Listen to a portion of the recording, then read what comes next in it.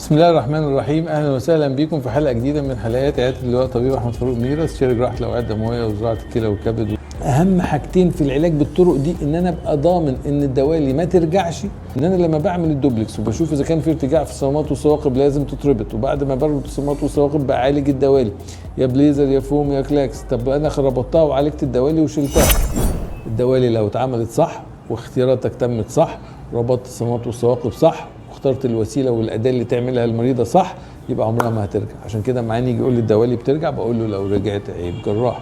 الحاجه الثانيه، عامل حرص وحريص جدا ان ما يحصلش جلطه في الاورده العميقه، لان لو الاكستنشن بتاع الفوم او الفريكونسي او الليزر او حاجه راح من خلال احد الثواقب او الصمامات للاورده العميقه هيحصل جلطه في الاورده العميقه. ويبقى انا حاولت الحاجه التريتبل الكيورابل اللي هي قابله للشفاء التام الى حاله مزمنه المريض بيفضل يعاني منها اغلب فترات عمره، وبيحتاج بعد كده يلبس شراب طبي مدى الحياه وياخد ادويه سيوله مدى الحياه، نتيجه ان انا اسأت له الاختيار او سبته ووجهته التوجيه المش مظبوط او اديته معطيات اختار عليها اختيارات مش مظبوطه.